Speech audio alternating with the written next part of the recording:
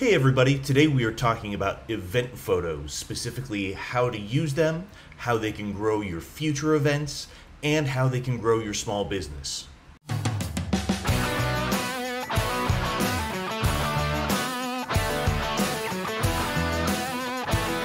Hey, I'm Bob Mikowski. I'm a professional photographer, videographer, and a visual marketing speaker.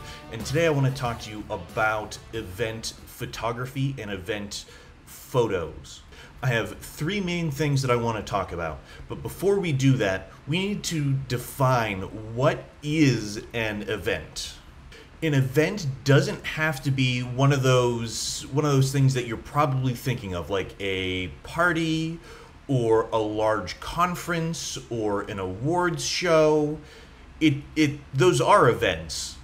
But it doesn't have to be that. It can be a church gathering, it can be a class, it can be a corporate retreat. Really, it's anything that's happening right now. Most of the time, you're going to be covering this photojournalistically. That means that you're not posing people, you're not telling people to smile and say cheese. Yeah, some of those shots do make it in. But for the most part, you're going to be photographing whatever is happening during that time. There are three ways that you can use event photos. The first one is to use them on social media immediately after the event. This is used as social proof. It's used to say, we had an event, look, here it is. We had an event, look, people had fun. You want to use this right away. I would recommend getting these posted between 3 and 6 hours after the event. If you want to stretch it, you can stretch to 24, but something needs to be posted before then. Now, it could be that you post a couple photos and then in 2 or 3 days you come back and say, hey, we had so many good photos, I just wanted to share a couple more. Think about it like breaking news in a way. As it's happening, people care. In the immediate aftermath, people care. But unless it's some huge monumental thing, people have moved on 24, 48 plus hours later. Number 2 is to promote next year's event. Most events happen in some sort of a regular time period. So that could be annually, once a year, it could be quarterly, it could be biannually. Whatever it is, you can promote the next event using these photos, and these photos are critical for that.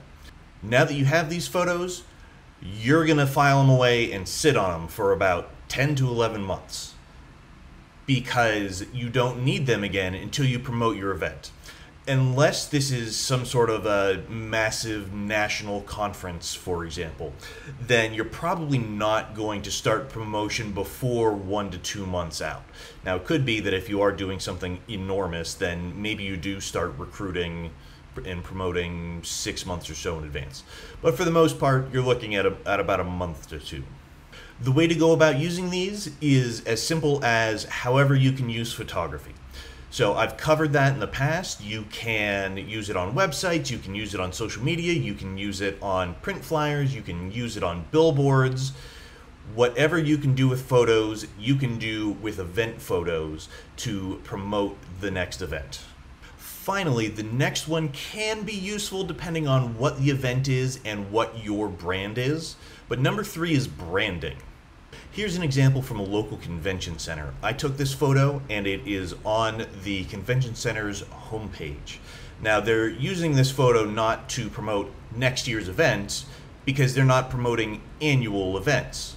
They're promoting the fact not just that they have an event, a singular event, but the fact that they host events, and so they're using that photo as branding. Another example would be charity donation events. That's a way for social proof to show that your charity or nonprofit is giving back to the community.